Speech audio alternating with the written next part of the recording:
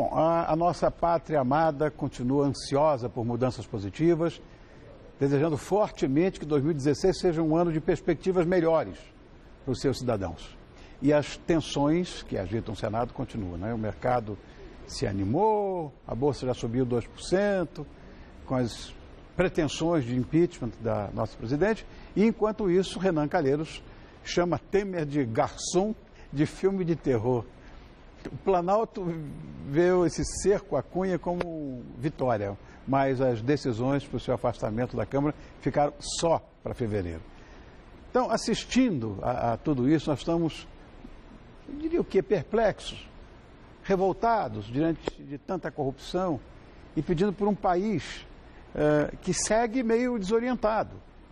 Então, na noite de hoje, nós vamos dedicar a primeira parte do Todo Seu, como fazemos todas as quintas, as manobras políticas que nos decepcionam a todo instante. Aliás, a imagem do Brasil lá fora, se é possível, piorou um pouquinho mais ontem, né? E o ex-presidente Lula culpou os portugueses por atraso na educação do Brasil. Isso gerou uma enorme polêmica lá em Portugal. O pau está comendo. Será que tem jeito? É que nós vamos descobrir agora, procurando por soluções em 20 minutos.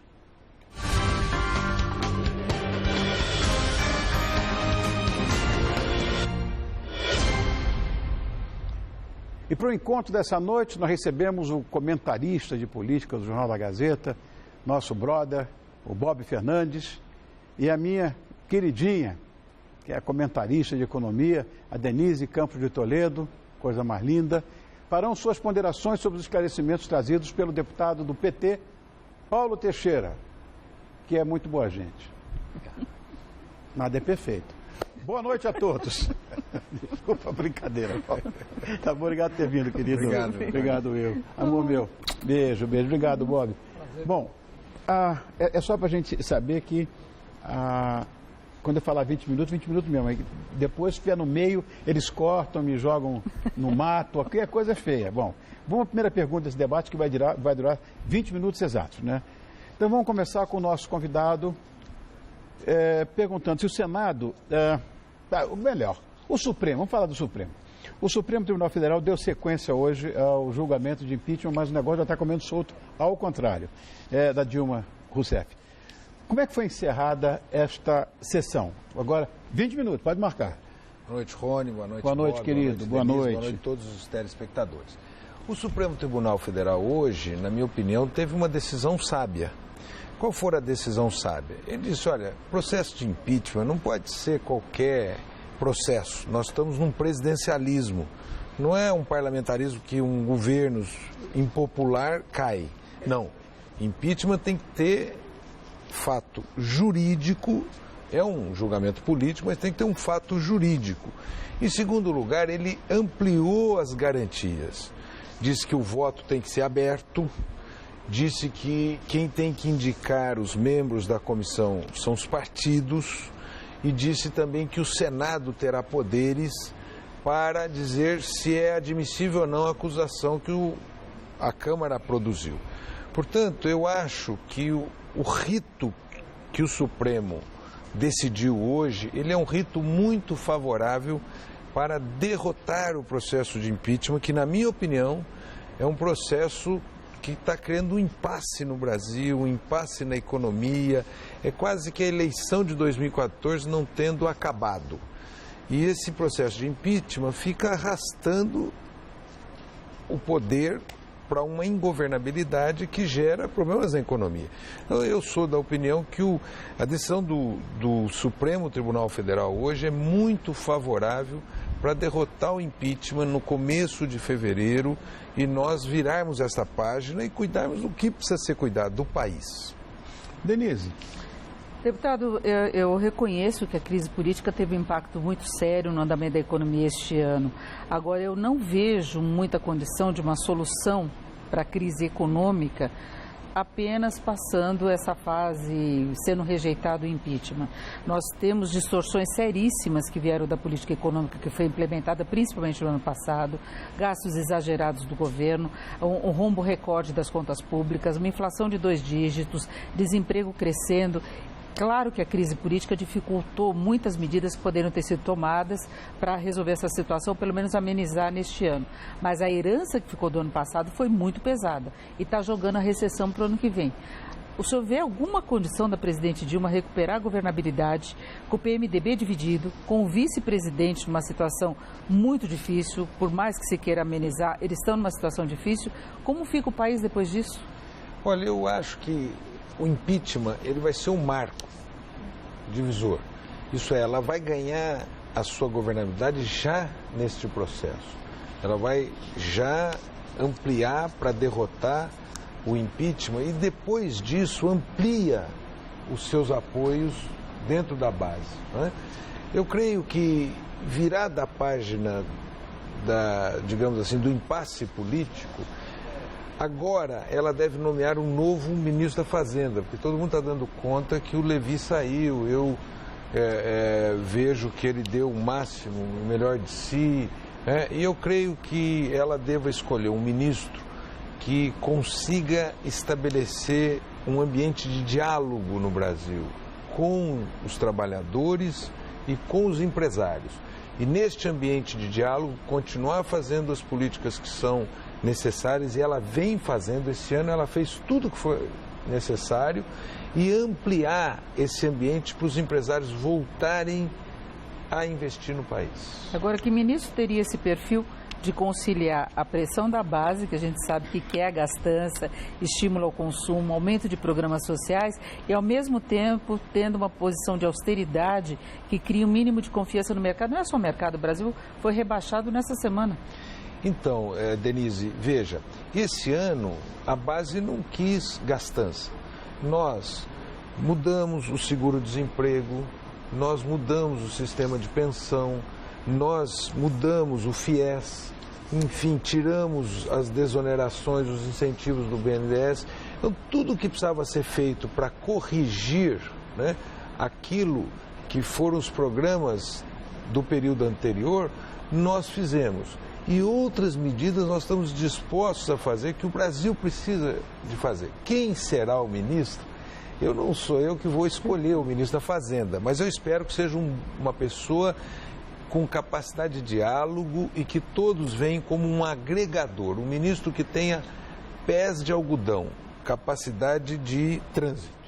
Bob, o que você acha que vai acontecer com o Brasil daqui para frente? Além de vencer na Mega Sena... No sábado. Todo mundo desacredita hoje da Mega Sena, né? Não, sou eu que Por vou onde ganhar. você vai, todo mundo diz, isso é uma embromação, isso é uma mentira. Olha, querido, eu acho o seguinte, da semana passada para cá, desde os episódios ciclópicos da carta em latim, da carta em latim, da decisão do Eduardo Cunha, presidente da Câmara, pelo impeachment, por abrir o processo de impeachment, inclusive pela taça de vinho, toda aquela cena em 24 horas, eu acho que teve uma coisa que eu queria que o deputado conversasse com a gente sobre isso, que as coisas ficaram claras. Você tinha até então uma grande farsa, com todo mundo fazendo de conta, faz de conta que o Eduardo Cunha não é Eduardo Cunha, faz de conta que... Agora está tudo claro. E as ruas, as chamadas ruas, podem agora se posicionar com muita clareza. Isso que eu queria te perguntar é o seguinte, não lhe parece que houve uma radicalidade vazia, oca, quando não burra, que veio da eleição passada e que leva a esse impasse, que é político, mas que, no meu entender, que não sou da sua praia, a economia tem a ver com isso, porque alguns pontos se deve à radicalização política, erros à parte, estruturais. Quer dizer, você está dizendo que tem que baixar a temperatura para seja quem for, venha quem vier ou não venha quem não vier, tem que se caminhar. O que não pode é ficar brincando de quem for homem cuspa aqui, que aí não vai. É isso? Eu acho que sim. Eu acho que essa divisão no país nada ajuda. E esse ano foi um ano onde essa divisão foi fomentada. Nós temos que superá-la. Esta semana foi muito importante para dar clareza. Por exemplo, aquelas manifestações pró-impeachment na Paulista e no Brasil, no domingo passado, diminuíram muito. É que não adianta nada mesmo, todo mundo já acha que não adianta. Assim, Paulo, não vai mais. Mas, desculpa, talvez exista um constrangimento das duas posições. De um lado, o constrangimento de quem queria impeachment e quer e tem suas razões, e de repente se vê misturado a quem quer golpe militar, etc, etc. E por um lado, durante tempo se teve silêncio em relação a Eduardo Cunha e a roubalheira de todos os lados, e quando isso fica claro, as pessoas que querem começam a refluir e se constranger.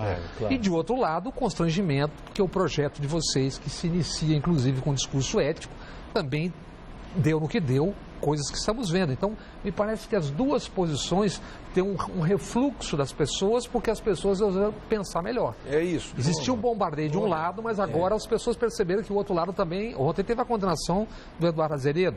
Tem 27 grandes empresários presos, tem banqueiro preso. Quer dizer, não é os políticos apenas, como a gente comumente diz. Exatamente. Então, Bob, eu acho muito importante isso. Quer dizer, eu estou achando que esta semana ela é muito clara para dizer, olha, esse não é o caminho, o impeachment não é. Eu vou dar quais dados que eu entendo que contribuíram.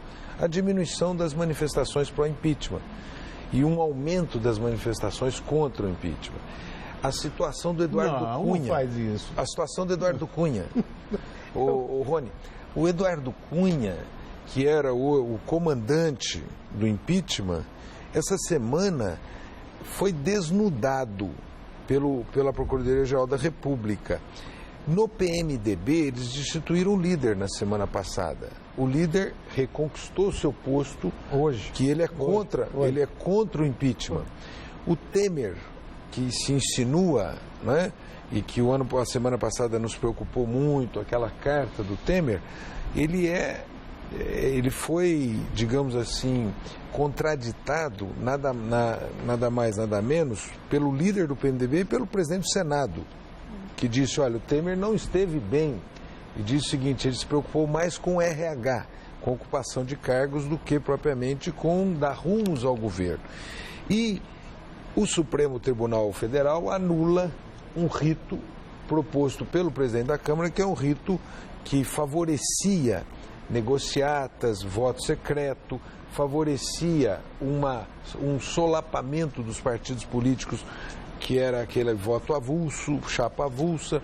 Eu creio que há um sentimento de baixar a temperatura no Brasil e nós começarmos a nos concentrar nos problemas brasileiros. Agora, para a superação desta crise. Deputado, eu acho que mais do que a questão das manifestações na rua, que eu acho que eu concordo com o Rony, que houve um cansaço, que houve muita mobilização desde 2013 e pouco resultado depois disso. A crise só avançou, mas eu acho que é muito mais preocupante do ponto de vista do governo, os 70% de avaliação do governo Dilma ruim ou péssimo.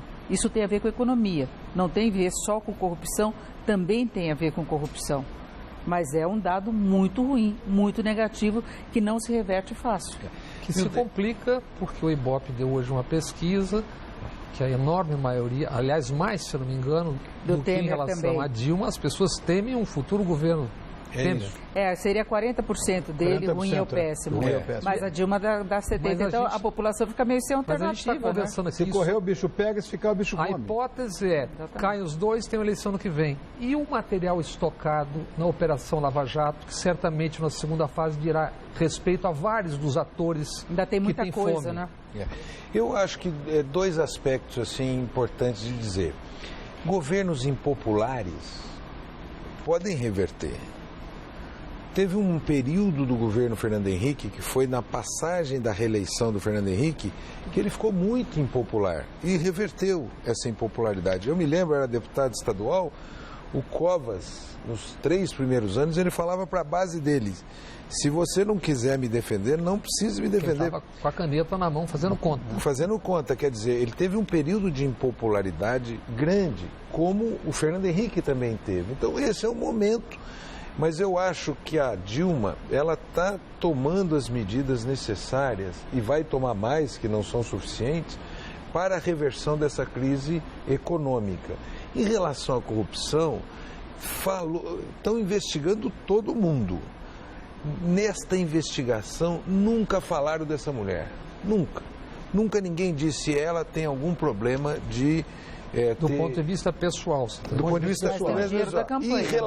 Em relação ao governo, quem errou no governo está pagando, está sendo julgado, está sendo investigado. Ela mostra uma independência das instituições em relação a isso. O que eu acho também sobre o empresariado é que nós deveríamos aprovar no Congresso Nacional um chamado Acordo de Leniência.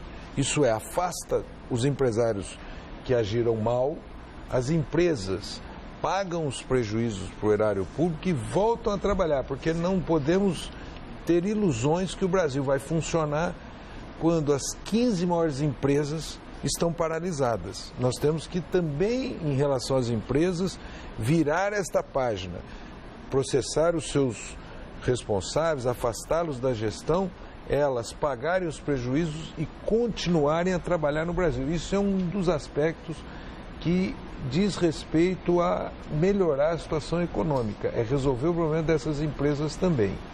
Agora, deputado, eu acho que eu estou vendo uma solução muito simples para uma crise que é das mais sérias que o Brasil já enfrentou na economia. Nós estamos com a maior recessão em 25 anos. Você, vou te perguntar isso mesmo. Sabe, não vai ter uma solução simples. O processo de impeachment mal teve início, já começa tudo, mexe positivamente na economia. Mexeu com o mercado no primeiro momento, porque o mercado vê a transição de governo como uma saída para um choque de credibilidade, para alguma coisa de novo que poderia haver, uma nova gestão da economia. Agora, de qualquer forma, seria uma situação muito difícil. Essa crise é profunda demais para ter uma solução rápida.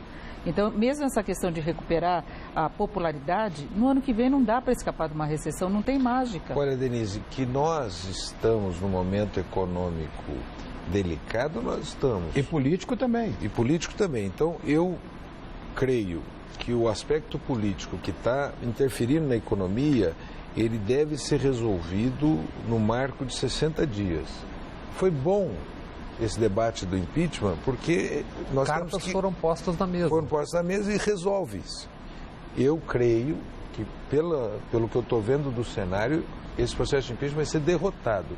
Isso vai impedir ficar neste assunto. Nós precisamos agora pensar no país, fazer as reformas necessárias, enfrentar o tema do Brasil, fazer uma reforma política que não fora feita porque a oposição acreditava no impeachment, tocar nas reformas mais importantes, criar um ambiente que o empresário possa investir e nós termos um ano de 16 melhor que o ano de 15. Deputado, não lhe parece que, e aí eu incluo todos os grandes atores, que o que faltou foi grandeza na política? Todos os grandes atores, que a partir do momento... Grandeza e competência. Grandeza, que eu digo grandeza em relação ao país. Sim, ao país, lógico. Por exemplo, vou citar um exemplo. Lula e Fernando Henrique, eles podiam dizer assim, nós discordamos sobre 180 temas, mas concordamos em um. O efeito disso, além da concordância em um, é exemplar para o país que política não é telequete, não é MMA. Você tem que ter alguma espécie de concordância. Que vergonha, fiquei cheia daquilo, meu Deus do céu. É isso, tem que ter alguma espécie de concordância, não aquela radicalidade que quem ganha com a radicalidade é quem vocaliza. Agora, Bob, eu acho que tem um outro problema, eu acho que a gente tem uma crise política, uma econômica e ética. Eu fico chocada dia a dia com esse emaranhado de corrupção que tomou conta do país e aí o seu partido tem participação nisso. Denise, olha, hoje a Procuradoria descobriu que tem desvio na Petrobras desde 1997. Isso não justifica o que aconteceu mais recente. Não vai justificar. Não vai justificar. Eu vou chegar lá. Então, esse sistema de corrupção na Petrobras, ele é antigo, descoberto, e qual é o mérito do que está acontecendo agora? É tirar o tumor. É o mérito para o Brasil estabelecer um outro padrão da relação público-privado. E quem erra nesses processos pagam. Um deputado não pode dizer isso, mas eu tenho que provocar. O Brasil acaba de autorizar o repatriar de 200 bilhões de dólares. Pela última estimativa conhecida, a gente está falando aqui de corrupção dos políticos de um partido, pela última estimativa conhecida de outubro de 2010, brasileiros, obviamente, quem tem, ricos, tinham mais de $500 bilhão de dólares estocados em paraísos fiscais. Os brasileiros devem mais de $1,5 trilhão à União em impostos, dívida ativa. Os paulistanos devem mais de 50 bilhões à prefeitura. Então, talvez esteja a hora da gente olhar para o espelho de uma maneira um pouco mais ampla do que apenas ficarmos... Não, e aí, Denise, eu acho que é importante dizer o seguinte, erros, por exemplo, o presidente do PSDB de Minas, ex-governador, presidente nacional do PSDB, ex-governador, acaba de sofrer uma condenação de 20 anos. E nós tivemos pessoas no nosso partido também. Esse é o momento para ver o seguinte, o que levou a essa deterioração do sistema político? Eu acho que levou o sistema do presidencialismo de coalizão que nós desenhamos na Constituição de 88, que precisa ser revisto. Nós precisamos fazer uma reforma política. Em segundo lugar, nós tivemos uma captura do sistema político pelo poder econômico e essa relação promíscua. Então nós temos que ser corretos e precisos no sentido de fazer uma cirurgia no sistema político e dar-lhe melhores condições. Nós temos que entender que essa crise, como os chineses pensam, é sistêmica, está nos estados, está nos municípios, está em todo o sistema político brasileiro, de todos os partidos. Não adianta um apontar o dedo para o outro. Um apontar o dedo para o outro. E o que nós precisamos fazer agora? Aproveitar este momento que é de oportunidade para fazer as mudanças que o Brasil está requerendo. Quanto mudanças tempo? Necessárias. 1 minuto. Vou pedir agora considerações finais de, sei lá, de meio segundo cada um. Vamos lá, fala você, Bob. Eu acho que é na hora da crise que existem as oportunidades grandes. As cartas estão postas, as pessoas têm suas posições. Agora é muito mais informação e menos opinião. Informe-se melhor o telespectador sobre o que está acontecendo, seja de qual seja o seu voto, qual seja a sua parte, e pronto. As cartas estão na mesa. Correto. Denise, amor. Eu acho que tem oportunidade de corrigir se você reconhecer os erros e reconhecer tudo que foi feito que levou o país a essa situação. Tá? Independentemente de crise política, eu reafirmo, nós tivemos erros demais no passado que estão custando caro demais hoje para o país na política econômica. Induziram essa crise que nós estamos vivendo. E isso não dá para descartar, não foi crise internacional, não foi só crise política. Foi uma política totalmente equivocada, que teve inclusive foco nas eleições do ano passado. Os erros foram reforçados por conta disso. Olha, Denise, nós tivemos grandes virtudes nesses anos, o país mudou muito e tivemos erros também. Agora, o momento é de correção de erros. Eu acho que a presidente está debruçada nessa correção. Acabou? O que querem dela é ficar aquela Eu te falei, Paula, que acabou. Não pode. Vamos jogar o Brasil para frente. Muito obrigado, Paulo Teixeira. Obrigado, Ronivon. Querido. Que obrigado, honra. Dê. Obrigado, Bob. Obrigado a você que estava com a gente até agora. E olha, eu queria agradecer muito a presença do comentarista de política do Jornal da Gazeta, Bob Fernandes. Essa figura impecável e querida de todos nós. Da comentarista de economia, Denise, amor da minha vida, Campos de Toledo. E do deputado do PT, Paulo Teixeira. Obrigado a todos. Muito obrigado.